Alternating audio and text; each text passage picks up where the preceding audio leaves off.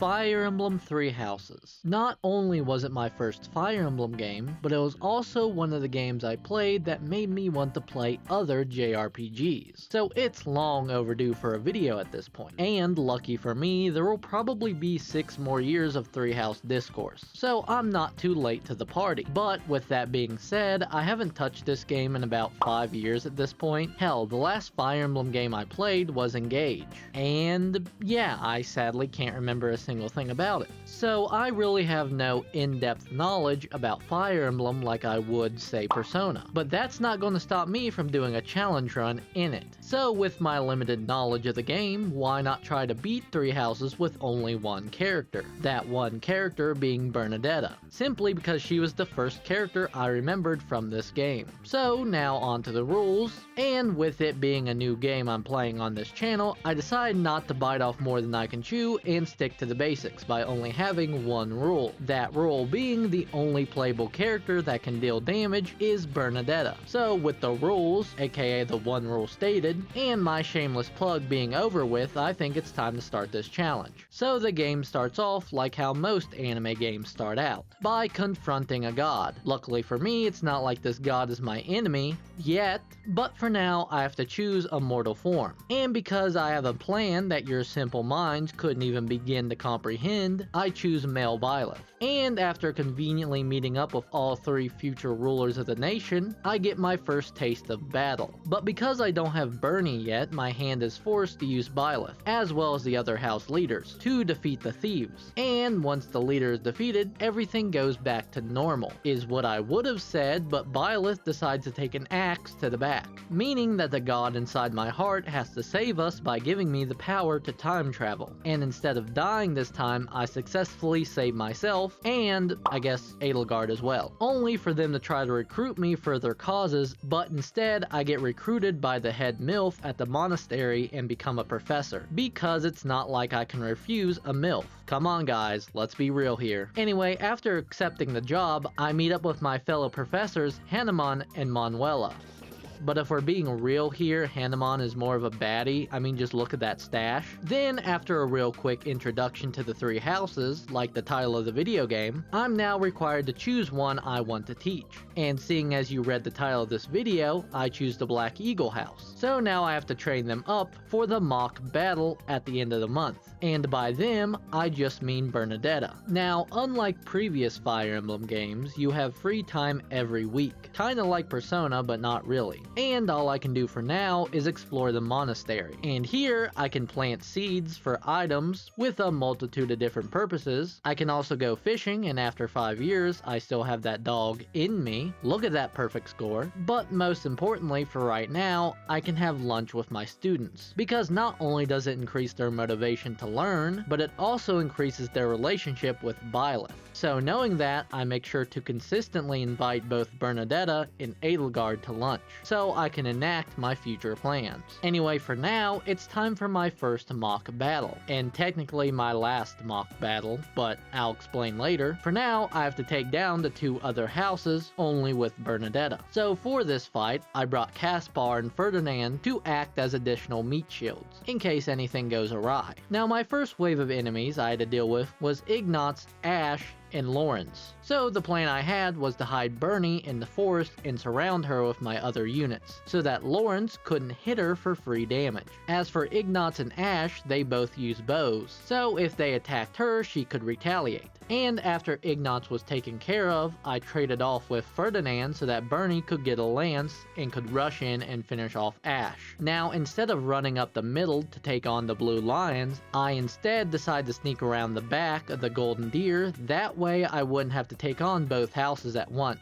See guys, I'm not as stupid as I sound. And to make sure that Bernie isn't attacked, I use my meat shields to create a wall so that she's protected. Anyway, my main focus for right now is Claude. So on my first turn, I procced him by using curve shot and hit him. Then on my following turn, I finish him off with the iron axe I got from Edelgard. But while everything was going good, I made a mistake by accidentally proccing Manuela before taking care of Hilda, and both of them teamed up to take Bernie out. So, I take back what I said about not being that stupid. Running it back though, I prioritize Hilda due to her ability to throw axes. And once she's taken out of the equation, I bait Claude into the exact same spot by sacrificing Edelgard to be his target practice. That way Bernie doesn't have to leave her spot in the forest to hit him, until I finish him off with the Iron Lance from before. Now as for Manuela, I easily bait her by rushing my units further up into the forest, but she also helped make taking her out easier by going and standing right beside of Bernie, so that she could ask her a question. Get it? Because, never mind. So after healing up, I bait over the last 3 characters I need to finish off before I can take care of the Dilf Hanuman. Mercedes was the easiest of the 3 to take care of due to the fact that she uses a bow as well. So from there, I send out the rest of my meat shield so I can get Dimitri and the Dew into place so I could finish them off as well. Finally, when it came down to Hanuman, Bernie's bow broke, meaning that he pretty much got free damage on her for nothing. So in order to protect her, I sent Caspar out of the forest so that Hanuman's AI would target him. And then finally next turn, I used the axe to take him out so that the Black Eagle House could win the mock battle. But don't worry, it gets a lot, and I mean a lot, easier from here. But for now, I actually have to do my job as a professor and teach these students. And by students, I mean Bernadetta, because again, I can only use her. So I mainly focus her studies on bows for now because A, they're broken as hell in Three Houses, and B, she'll get enough lance practice in battle anyway. And speaking of battle, I unlock access to battles in my free time. And before the first one, I decide to class Bernie as a fighter. And as for the battle itself, well, I gave Bernie an iron shield and lance, and dropped her in the middle of a forest. And because the enemy side had no one other than lance users, they were kind of forced into close range attacks, where the hit rate greatly favored Bernie. So even though most turns both parties missed, I still had the upper hand. And before long, Bernadetta completely wiped the map of enemies. Yippee. Finally, the last thing I can do in my free time is listen to seminars. Not really the best way to teach a unit new skills, but it does help. Anyway, remember the big bad evils from the first battle? Well, they're back, and this time they're on a map without any forest spaces. So I really can't protect my Bernie, is what I would have said if it wasn't for this mythical bridge right here. Now this bridge is a useful tool, because it's 2 spaces wide. That means I can use both Byleth and Edelgard to block enemies trying to attack her, and then wipe them out with her bow. Then for the archers on the enemy side, well, I can just rush them with Bernie's lance. Finally, to ensure that both Byleth and Edelgard don't tragically explode, I've given them both 3 stacks of vulneraries, which might be cheating now that I'm looking back on it,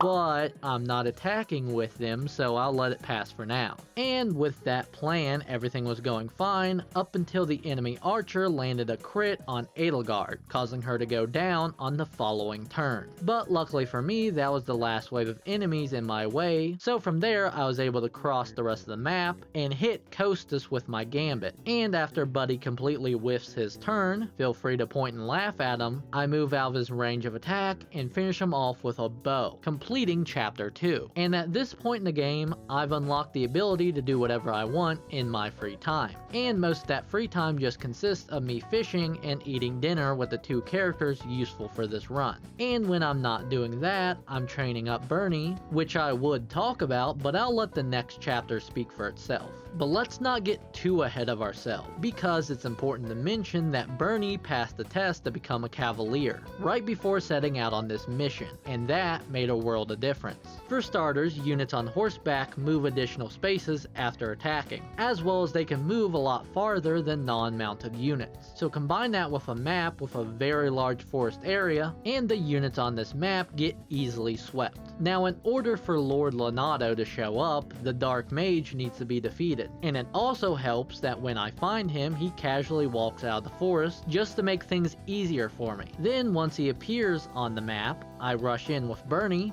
making sure to hide in the forest to avoid all the gambits, and then once I finally get to face off with him, I'm able to make a tactical retreat afterward, because she's on horseback, remember? Then on the following turn, with a final Tempest Lance, Lonato is defeated, and now starts Bernadetta's Bloodlust arc. But before I continue talking about other demonetizable topics, I finally get introduced to Shamir, aka the hottest pixels on my screen. But enough gooning for now, because I've unlocked the tournament feature, that I only use once because I immediately forget about it. But I also unlocked the tea time feature, where I absolutely fumble Claude. But don't worry, this won't be the last time I fumble him in this video.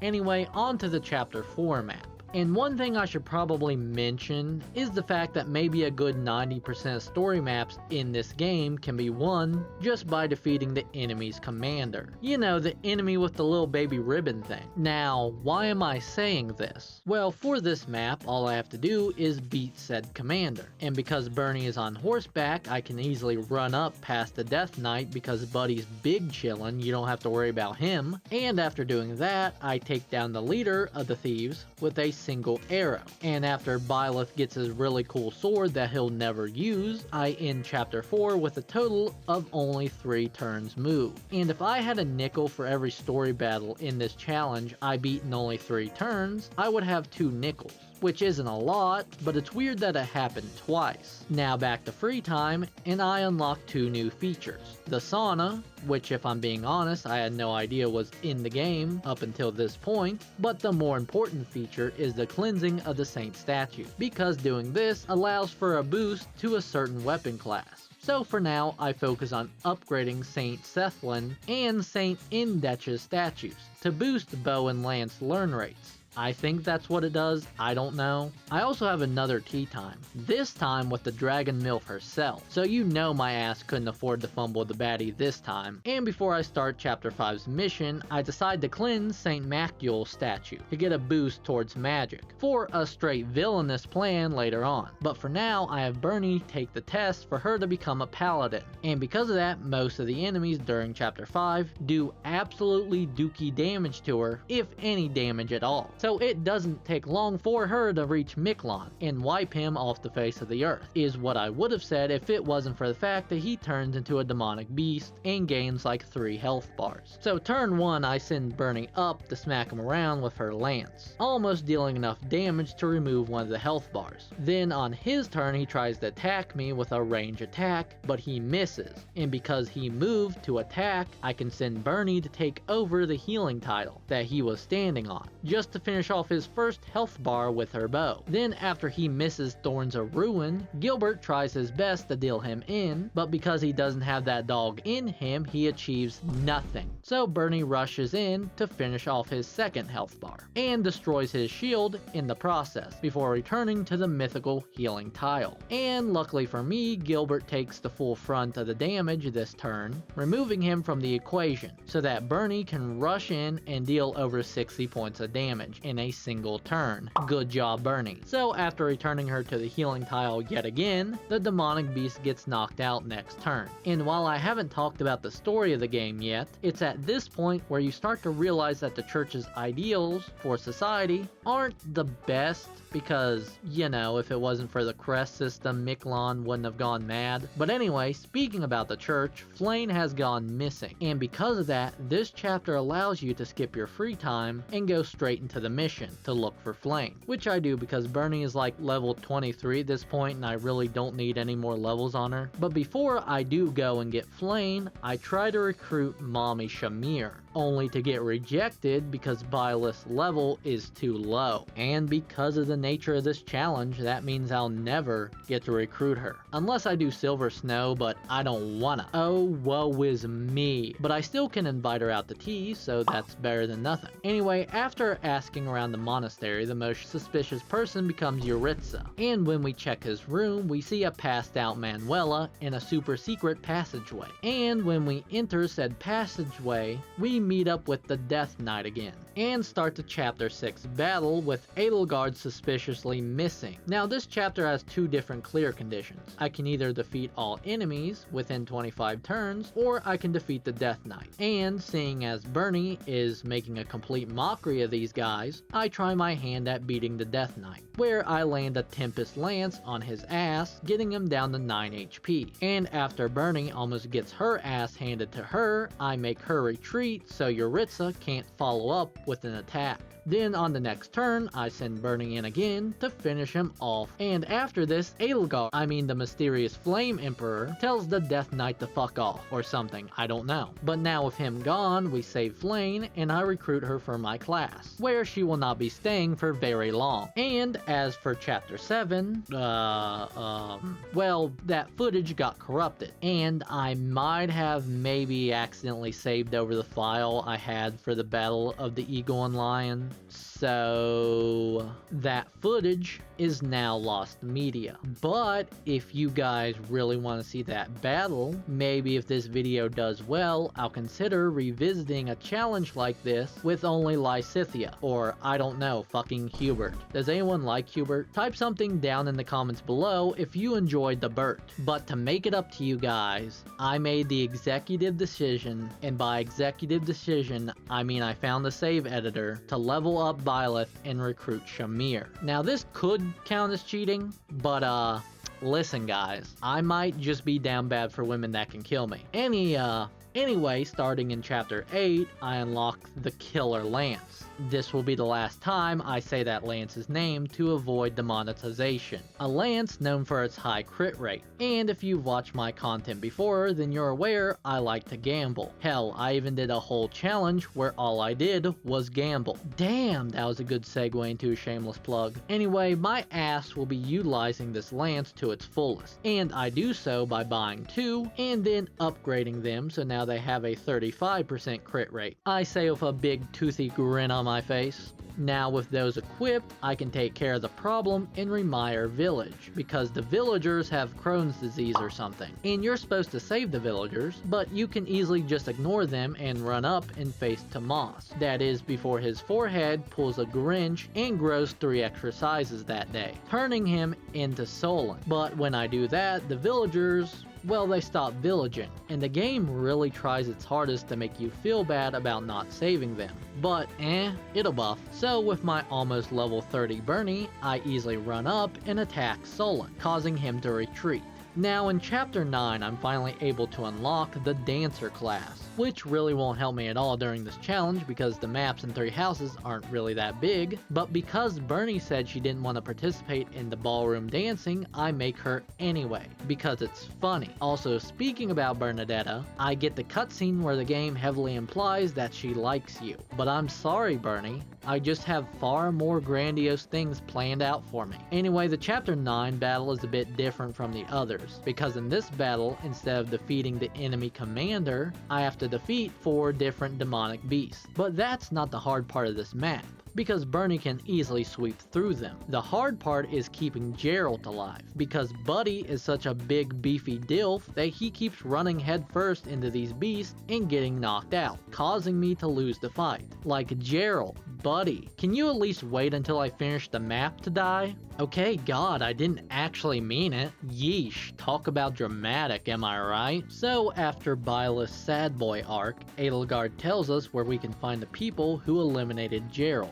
Kinda sus that she knows that, but it's not like she's working with them or anything. So this fight is back to the basics, because all I have to do is beat Kronya to win. And if you don't know who Kronya is, well, I can't blame you because she only appears in this battle, and she's not that hard to take out either, because with 1 Tempest Lance from Bernadetta, Kronya is no more. And you might be wondering how Bernie beat her so fast. And the answer to that is when you have a crit rate, the probability of a coin toss, it gets really easy to land them. But that's not where this map ends, because Solon flexes all 108 of his forehead muscles in order to deal Kronya in. Then he casts the mythical spell of Zaw to lock Byleth in the Dark Realm. Then, and only then, does he proceed to hit Edelgard with the iconic, actually, they were swallowed up by the mythical darkness of the forbidden spell, pal. This man's villainy has no end. But he miscalculated one thing, that being that Byleth has the power of both God and anime on his side,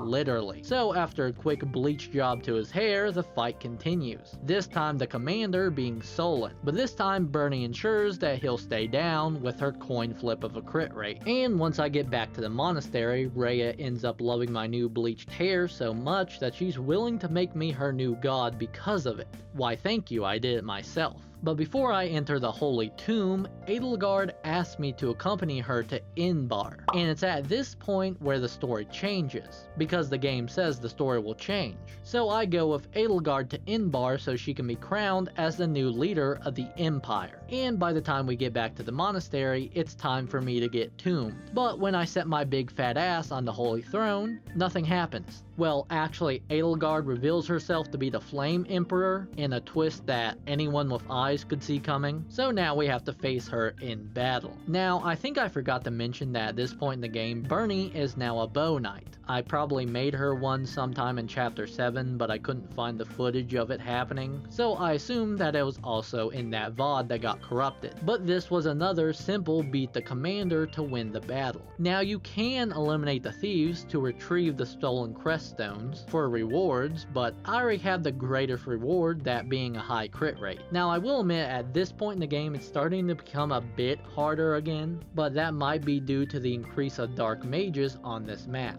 And by the time I get to Edelgard, the odds aren't really in my favor. But you still have to remember that a 44% chance is still a really good gamble. So good in fact that it ends up beating Edelgard's 53% chance to even land a hit. And I even get rewarded for protecting the crest stones, just as originally planned. Now comes another choice that again changes the story of the game. And if you couldn't tell by now, I'm going to play Crimson Flower this run. So I choose to side with Edelgard, and this kinda pisses Rhea off. Not kinda actually, it does. So Byleth and the rest of the students are forced to retreat. And you might be wondering why I chose to go with Crimson Flower over Silver Snow, and I have two reasons as to why. Firstly, Crimson Flower is the shortest route in the game with only 18 maps. And the shorter the game, the easier it is to beat it by doing an obscure challenge. Secondly, in Crimson Flower, I don't really have to deal with demonic beasts as much, albeit one certain map, but it'll buff. And I guess this could be considered a bonus reason, but Crimson Flower is the only route in the game where Bernie actually leaves her room and slightly grows as a character. Again, I could be wrong, after all it's been 5 years since I touched this game, but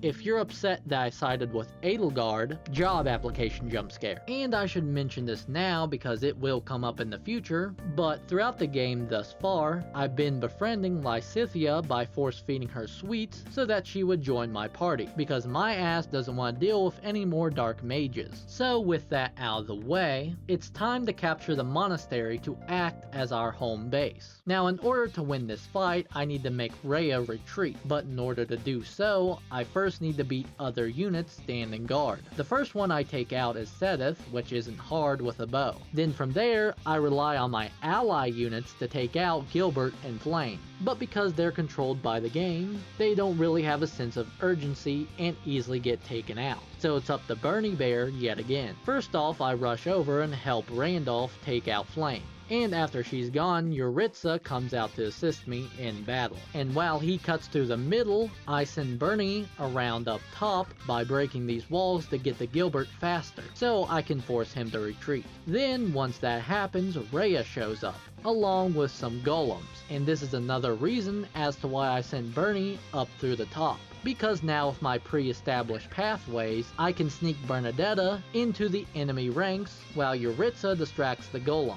So I can get to Rhea and land an iconic Bernadetta crit and win the battle. But I lose the cutscene, and because of that, Byleth might have been missing for about 5 years. But not to worry, because in that 5-year time span, nothing happened. Like at all, the battle has not changed whatsoever. But now that the main character is back, things are allowed to start changing. But first, I need to brush up on my game because a lot can happen in 5 years. But once I realize I'm the same old Rizzler as before, I decide to help Edelgard take over the Great Bridge of Myrddin. And by me, I mean Bernadetta. Because just like in Chapter 4, I only need 3 turns for Bernie to be able to run up and crit Judith. Now with the bridge under our control, we can make our move onto capturing the Alliance's capital. And during this fight, I lucked out pretty hard. Because while I haven't mentioned it yet, but in all of these fights, I'm required to have Byleth and sometimes Edelgard out to participate. So for the most part, I've just been hiding them in forest tiles like I do for this battle. But the reason why I'm mentioning this now is because when Claude calls in the Amiran reinforcements, they target both Edelgard and Byleth. So Bernie can easily navigate through the city. Hell, even Hilda leaves her post to go after them, allowing Bernie to slip by unscathed. And because I had just given her the Brave Bow that allows her to attack twice when starting a fight, I easily defeat Claude. And with that, the Alliance falls to the Empire. But even after our victory at Deirdre, it's not all sunshines and rainbows, because once we regroup at the Monastery, the church launches an ambush, where in order to win, I must defeat all the commanders, not just one this time. But at the same time, I can't let any enemies into the monastery or I automatically lose the fight. Luckily for me, Bernie is pretty good at wiping enemies off the field. But because the enemy's main objective is to take back the church, most of them will blow past her not engaging in battle. You see what I did there? Anyway, the most annoying enemies are the Pegasus Knights, simply due to the fact that they can just avoid the fire traps set up by the church. But once Bernie gets to them, well, they're no more. But other than them, Flayn is another enemy to look out for, due to her high magic attack. But again, if I can let Bernie engage in battle first, she doesn't become a problem. So other than her, Alois and the Bow Knight that stands in for Shamir aren't hard to take out at all. And with those two out of the picture, the only commander left is Sedith. And no matter how much damage I deal to him, he will completely heal himself the following turn. And it doesn't help that the KILL Lance's crit rate will not affect him. And I can't get a crit on him with my silver bow either. So my first thought was to restart the fight, just to try out other weapons. But when those weapons had way worse damage multipliers, I genuinely thought that this fight was going to be the end of my Bernie only run. That was until I realized that if I got lucky enough to not have the Empire's elite Wyvern battalion run away from Bernie before I get to Sedith, I can use them to push him off the healing tile. So that way he can't fully heal himself each turn. And eventually, after dealing enough damage to him, I can finally take him out and stop the invasion at the monastery. Now before I start the invasion of Arianrhod,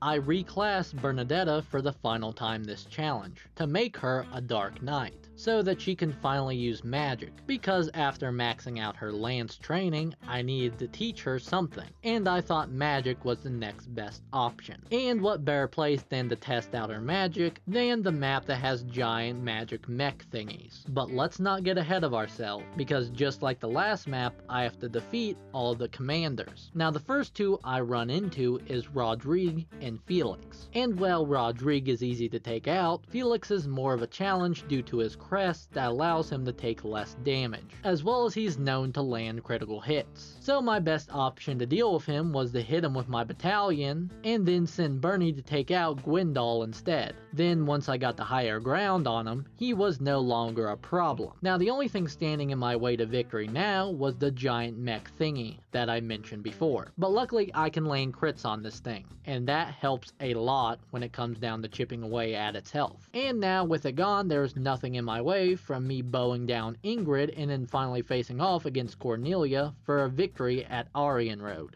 And as soon as we get Arianrhod, it immediately explodes, but other than a few minor casualties, it ended up buffing, mainly because this plot point is never brought up again. But that's because the next chapter is the final one. And to show you that it is the final chapter, you have the option to marry one of your units. And while yes, marrying Bernadetta makes the most sense here, given the nature of the challenge, but again, I can't resist a woman who can kill me, we all say in unison. Now the battle at the Telltale Plains is honestly the hardest fight in this challenge, all in thanks to Dedue giving some of the soldiers crest stones to transform them into demonic beasts. And these beasts aren't like the ones from before, mainly because I can't crit them with their shields up. And if the KILL lance can't crit, it's pretty dookie. Anyway, I make the mistake of going after Mercedes first, and while I did manage to take her out, I ended up getting cornered by a demonic beast as well as some dark mages. So I realized that that run was going nowhere. So instead, I changed courses, and decided to go after Sylvain first. And after multiple, and I mean multiple resets and retries, I finally got a good run. Turn 1, I rush up and hit the soon-to-be demonic beast with Thoron, knocking him out.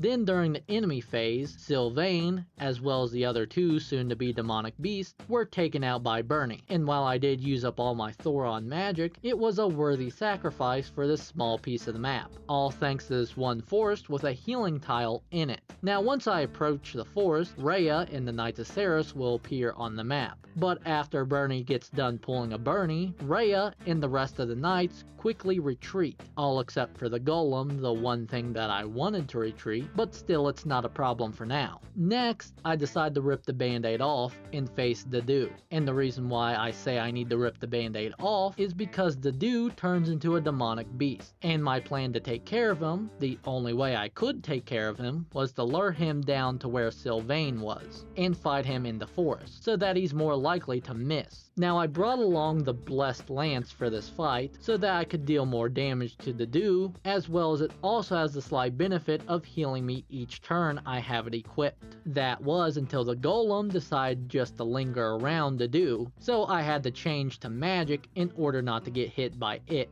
But whenever I broke his shield, I would always switch back to the KILL lance because of that sweet crit rate. And other than that, my only other issue was Mercedes sending over Pegasus Knights, because while they're not tough to beat, they still take up my weapon's durability. But after multiple turns of pure RNG to avoid his attacks, with one more crit, Dedue was taken care of. And as for the golem, it was fairly simple to take out using the silver bow and camping the healing tile with Bernie. And from there, my job was simple. I started by running up to Dimitri just so I can land a do or die critical hit, finishing him off. Then from there, I took the scenic route around the middle of the map to avoid the dark mages and other demonic beasts, so that I could finish Mercedes off, ending the battle of the Telltale Plains with a total of 52 turns. But that's not the final battle, because Rhea retreats to the burning city of Ferdiad for her final standoff within the body of the Immaculate One. Now in this game, it's better to cut around the side rather than rushing down the middle, but the side path here is blocked by two golems and Catherine, so using Bernie to cut through the middle was the best option because it meant only fighting one golem.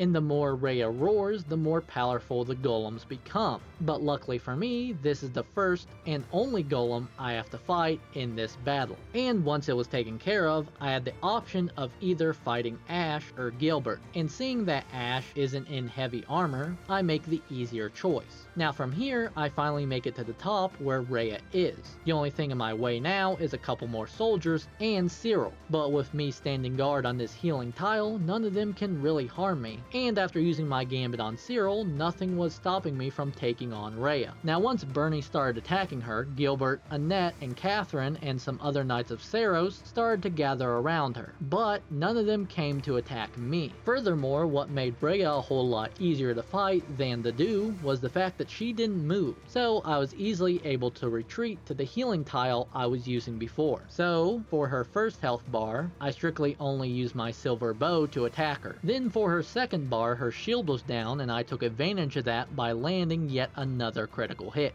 And the same thing can be said about her third health bar as well, except this time I finished it off with Bernie's bow. And for her fourth and final health bar, Bernadetta broke her shield by using her silver bow plus again, and then when it was down she used her KILL lance to, well, it is in the lance's name, and with that, a cutscene plays, absolutely undermining all of Bernie's hard work. But after one fake out death later, we get to see how Edelgard changed Fodlan for better and for worse, but none of that matters to me, because I get to live happily ever after with Shamir. Oh boy. And with that, the credits roll. So, can you beat Fire Emblem Three Houses with only Bernadetta? Well, if you don't count the first battle, as well as you don't count the other units being used as meat shields, then yeah, you can. Anyway, playing this game again has brought back memories from when I first started getting into JRPGs. Dragon Quest XI reintroduced me into the genre, and this game made me fall in love with it. Now don't get me wrong, the game is still rough around the edges, but I still think it's my favorite Fire Emblem game, even after playing Awakening, Fates, and Path of Radiance, and Engage. I always forget Engage exists. But anyway, if you watched this far into the video, I think you might have liked it. Come on now, don't lie to me, you did. So if you did, a like and subscribe is always appreciated. Thank you all so much for watching, and remember to have a fantastic day.